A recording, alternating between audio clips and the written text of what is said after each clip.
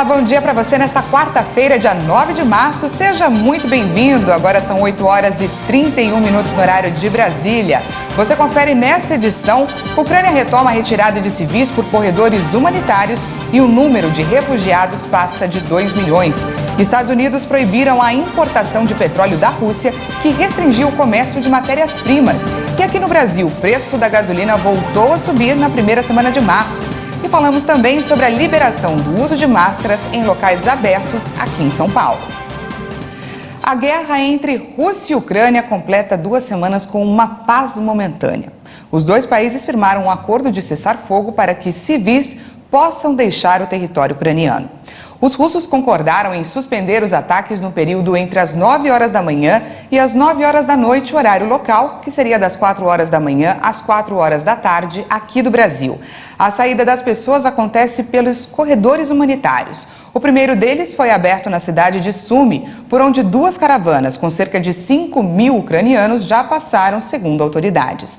Também há corredores partindo de Kiev, Kharkiv e Chernihiv. O maior problema estaria acontecendo na cidade de Mariupol, que está cercada por tropas russas há 2 semanas. A Cruz Vermelha definiu a situação no local como apocalíptica, onde os moradores estão escondidos em abrigos e sem acesso a comida, água e energia. Desde sábado, 2 tentativas de acordo para a saída de ucranianos em segurança foram feitas, porém fracassaram. A ONU estima que o número de refugiados da Ucrânia esteja entre 2 milhões e 100 mil e 2 milhões e 200 mil pessoas. Novas sanções ao governo de Vladimir Putin foram divulgadas ontem. Desta vez, os Estados Unidos e o Reino Unido baniram o comércio e a utilização do petróleo russo. Mas Putin respondeu às punições. O presidente dos Estados Unidos, Joe Biden, arriscou uma cartada importante para tentar, de alguma forma, impactar ainda mais a já fragilizada economia russa. Em seu discurso, Biden anunciou o fechamento dos portos americanos para a importação de petróleo russo. Segundo o presidente norte-americano, o mundo está unido contra a guerra de Putin. Ele afirmou que o preço da gasolina poderá subir ainda mais, mas que o seu governo irá liberar a parte das reservas nacionais para segurar as cotações. Caminhando na mesma direção, o primeiro-ministro do Reino Unido, Boris Johnson, também anunciou duras sanções ao combustível fóssil russo. Segundo Johnson, até o final do ano, o Reino Unido eliminará gradativamente as importações russas de petróleo e derivados. Na tentativa de parecer forte perante as sanções anunciadas pelo mundo, o presidente russo Vladimir Putin anunciou um decreto que restringe a importação e exportações de bens e matérias-primas. A iniciativa é uma tentativa de garantir a segurança econômica da Federação Russa. O país comandado por Putin é o maior exportador de óleo e gás natural do mundo. Durante a reunião no parlamento inglês, o presidente ucraniano Volodymyr Zelensky participou por meio de um vídeo e falou sobre o conflito armado. Zelensky pediu ao premier britânico que o Reino Unido reconheça a Rússia como um estado terrorista. Ele ainda pediu mais apoio da comunidade internacional para o enfrentamento contra a Rússia. Ao fim de seu pronunciamento, os representantes do parlamento britânico aplaudiram Zelensky de pé.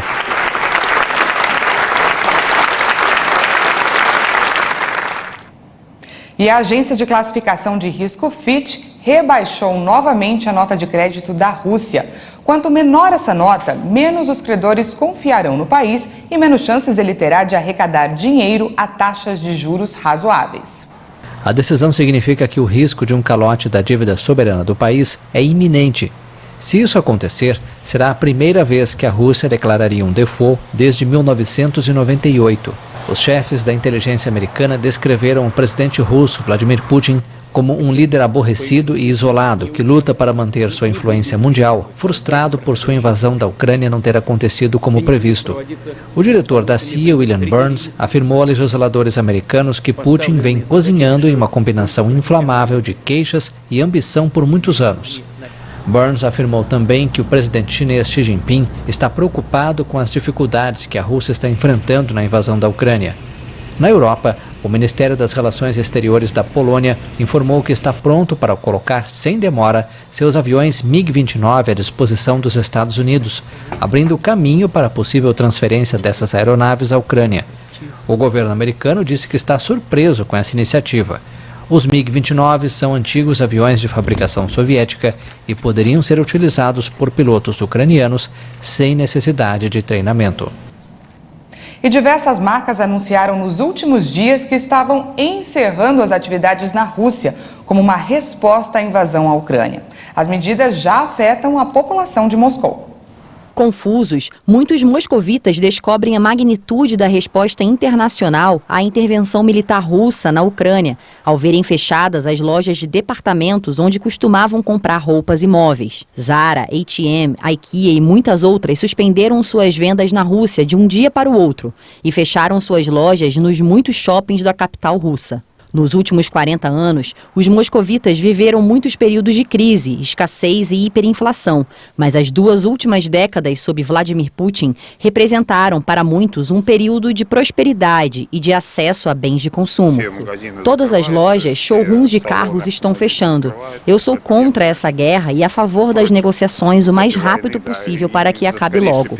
Mas há alguns russos que acreditam que as sanções não vão impactar suas vidas.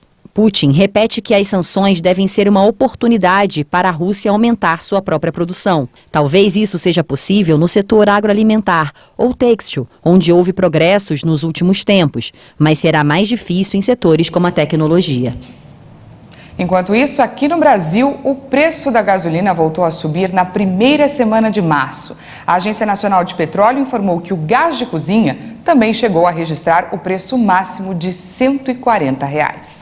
Um levantamento da Agência Nacional do Petróleo, Gás Natural e Biocombustíveis revelou que todos os combustíveis tiveram alta de preço na semana passada. Até a gasolina, que vinha de uma série de quedas nas últimas semanas, teve aumento. A única queda de preço foi registrada pelo etanol, de 0,3% em relação à semana anterior. A gasolina comum subiu 0,2% para a média de R$ 6,57 o litro, com o maior preço registrado de R$ 7,86 o litro. O gás de cozinha chegou a registrar o maior preço de R$ 140, depois de ter aumentado para R$ 135 na semana passada. Na média do país, o preço ficou em R$ 102, 0,3% maior do que da semana anterior. O óleo diesel também subiu e teve valor médio de R$ 5,67 o litro e o preço máximo ultrapassando os R$ 7. Já o preço do etanol hidratado está R$ 4,61 em média. O maior valor encontrado foi de R$ 7,49. E o governo federal publicou hoje, quarta-feira, uma medida que zera as alíquotas do PIS/PASEP importação e da COFINS importação em incidentes sobre o gás de cozinha. A regra vale para o produto envasado em recipientes de até 13 quilos e destinado ao uso doméstico. O texto deve ser analisado no Senado. Segundo a proposta, a alíquota do ICMS seria cobrada sobre o valor fixo por litro e não pelo preço do produto. E a produção de veículos teve queda de 15,8% em fevereiro, na comparação com o mesmo mês de 2021. A informação foi divulgada pela Associação Nacional de Fabricantes de Veículos Automotores. A Anfave afirmou que a indústria segue passando pelas dificuldades que traziam problemas no ano passado e enfrentando desafios pela variante Ômicron. As vendas da categoria de automóveis e caminhões evidenciaram retração de 24% em relação a fevereiro do ano passado, com a comercialização de aproximadamente 120 mil unidades. Já a produção de automóveis e veículos leves teve recuo de 16,9% em fevereiro na comparação com o mesmo mês de 2021, com a fabricação de cerca de 153 mil unidades. A fabricação de caminhões também teve redução de 3,5% em fevereiro, com a produção de 11 mil unidades. Já as vendas tiveram alta de 2,1%, com a comercialização de quase 8 mil unidades. As exportações tiveram alta de 25,4% em fevereiro em relação ao mesmo período do ano passado, com a venda de 41 mil unidades para o exterior. No acumulado de janeiro e fevereiro em relação aos 2 primeiros meses de 2021, o resultado é de alta de 17,3%, com a exportação de 69 mil veículos. A Anfávia listou alguns riscos que o conflito armado no leste europeu traz aos mercados, como a alta no preço das matérias-primas e a escassez crescente de semicondutores produzidos pela Ucrânia e Rússia. Além disso, segundo a associação, a guerra pode inflacionar o valor dos fretes aéreos e marítimos. Com a redução nas alíquotas do Imposto sobre Produtos Industrializados, IPI, anunciada pelo governo federal em fevereiro, o setor espera uma diminuição entre 1,7% e 4,1% do preço final de algumas categorias de veículos. Depois do intervalo, a gente atualiza os números da pandemia ainda. Um novo estudo revelou que mesmo os casos leves de Covid podem provocar alterações cerebrais. Nós voltamos já.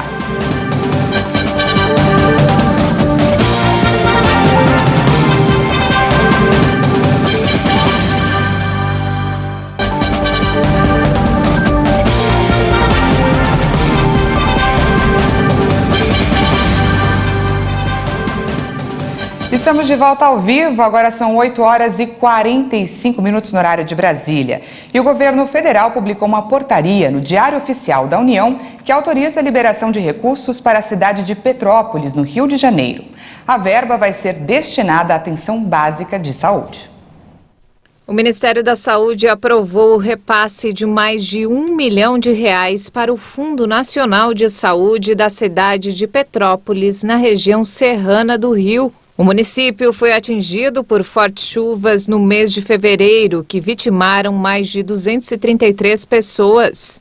O valor a ser transferido corresponde ao piso fixo de vigilância em saúde referente ao ano de 2022. O recurso deve ser usado para custear a continuidade de serviços destinados ao fortalecimento do sistema da vigilância em saúde, a implementação de ações de vigilância, prevenção e controle de epidemias mediante situação de emergência local.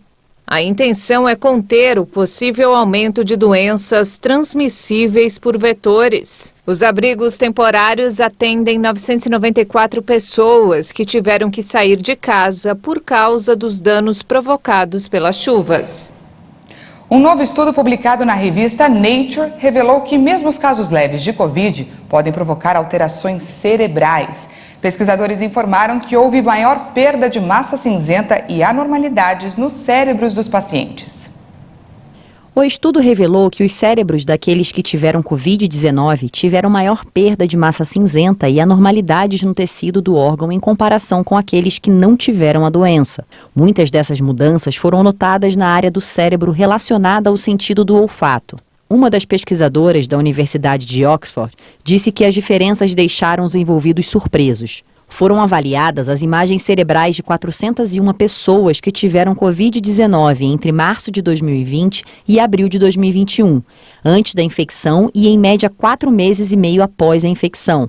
Eles compararam os resultados com imagens cerebrais de 384 pessoas não infectadas de condições semelhantes em idade e fatores de risco. Das 401 pessoas infectadas, somente 15 foram hospitalizadas. Os participantes tinham entre 51 e 81 anos e faziam parte de um banco de dados de saúde do governo do Reino Unido. O normal é que as pessoas percam de 0,2% de massa cinzenta todos os anos nas áreas relacionadas à memória do cérebro à medida que envelhecem. Mas na avaliação do estudo, as pessoas que foram infectadas com o coronavírus perderam até 2% de tecido. Apesar do estudo relacionar a infecção à função cerebral, ainda não está claro o motivo que leva a isso.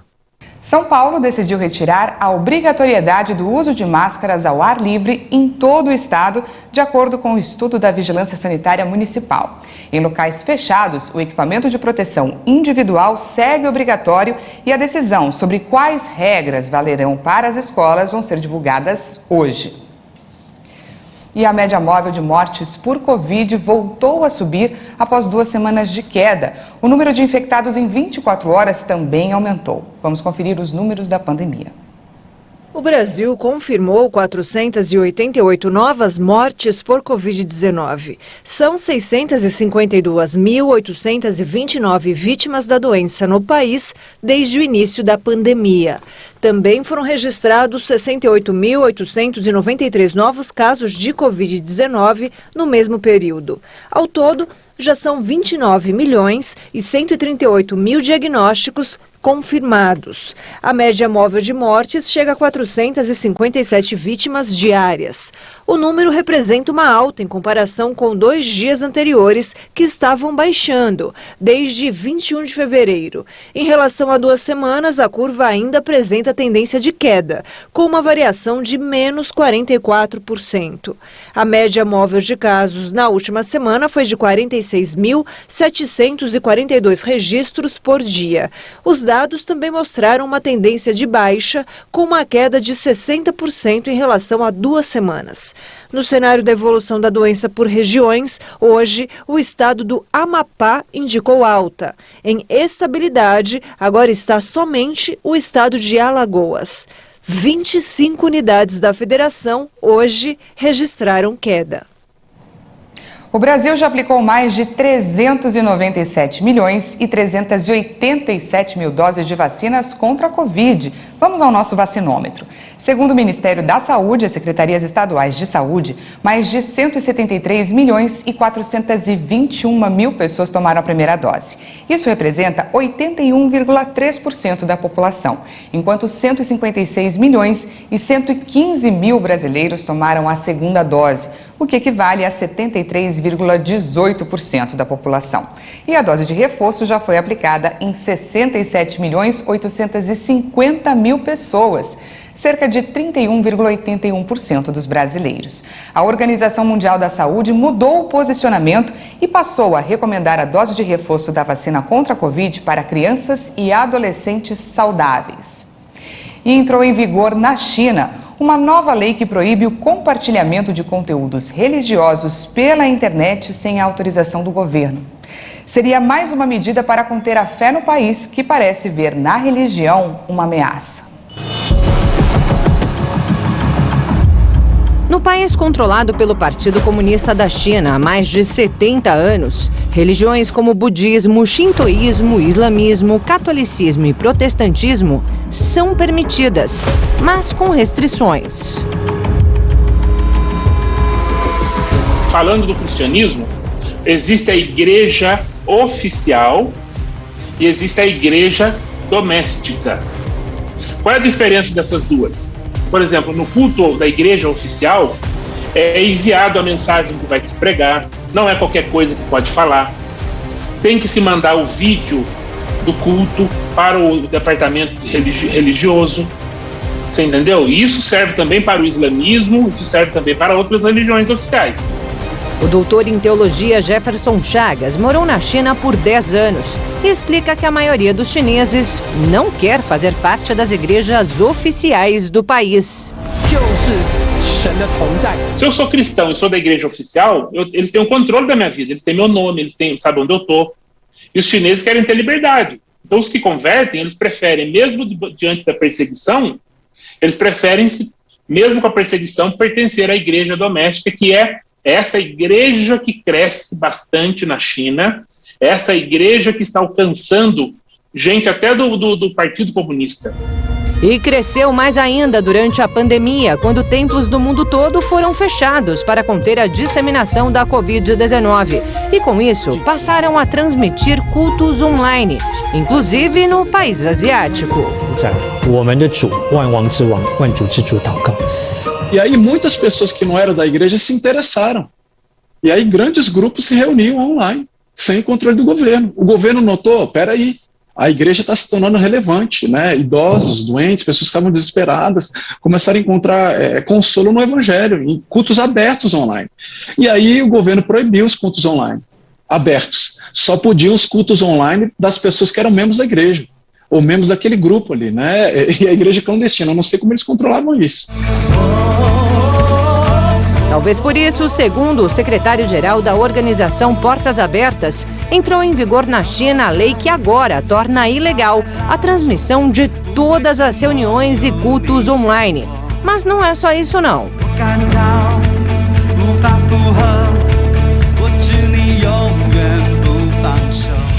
Desde o dia 1º de março, todo o conteúdo religioso transmitido ao vivo ou não, publicado em sites, redes sociais, blogs ou aplicativos de celular, devem ser autorizados pelo Serviço de Informação Religiosa de cada região da China.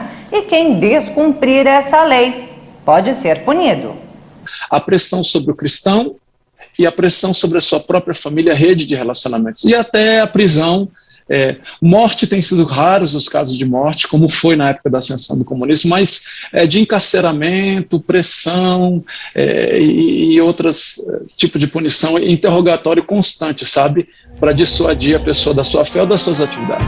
E não é de hoje que o governo chinês fere a fé cristã.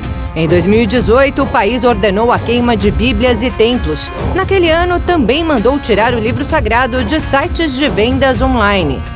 Em 2020, proibiu hinos e puniu cristãos que tivessem materiais religiosos. Em 2021, fez a Apple derrubar os aplicativos da Bíblia. E também no ano passado, teria ameaçado famílias que se recusavam a abandonar a fé cristã. Fatos que, segundo o pastor Felipe Mandu, da Igreja Internacional da Graça de Deus, são apenas a comprovação daquilo que a Bíblia diz. Porque assim perseguiram os profetas que foram antes de vós. Então, o evangelho do Senhor Jesus, ele já era perseguido há muitos anos atrás, desde a época da Bíblia Sagrada. Então, não é agora que essa perseguição ela ia cessar. Assim segue a perseguição na China, com mais restrições à prática da fé cristã. Embora isso não seja surpresa para a liderança local, isso não diminui a dor deles e o desafio deles de continuarem vivendo em comunhão como corpo de Cristo ali no país. Então, nossos irmãos precisam das nossas orações, embora nada disso seja surpresa. Não é surpresa e, segundo o doutor em teologia Jefferson Chagas, não impede o povo chinês de continuar seguindo a palavra de Deus. Pelo contrário. Há uma expectativa ao redor do mundo evangélico que a China vai ser o grande celeiro de missionários. A lei está mudando, está complicando para os chineses cristãos, e mesmo assim a igreja cresce. Então, a perseguição sempre foi, não dá para explicar como na matemática, mas a perseguição sempre foi um combustível para a igreja crescer. O nosso papel hoje, nós temos que fazer é orar pelos governantes que estão à frente da China e não criticá-los, né? Porque nosso papel não é criticar, e sim orar para que eles venham ter um encontro com Deus e entender que eles estão impedindo pessoas de serem alcançadas, de serem salvas. E orar também para que Deus levante valentes que estão lá, homens de Deus, mulheres de Deus, nós todos, e orar para aquele lugar para que Deus possa manifestar da glória dele.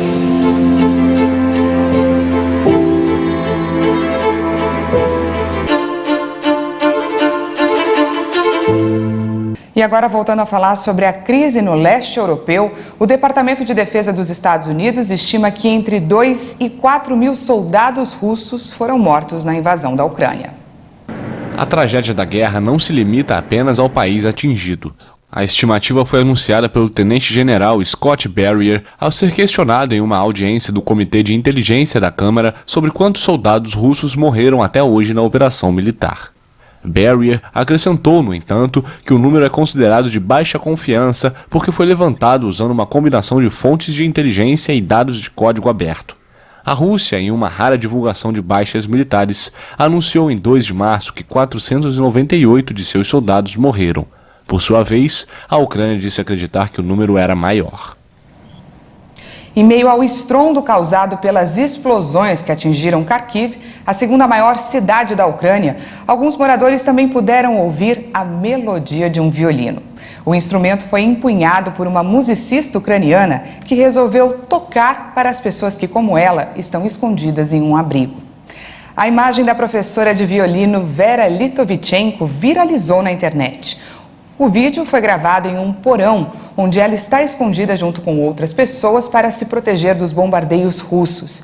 Vera diz que resolveu usar a música para amenizar a dor dos conterrâneos em meio à guerra.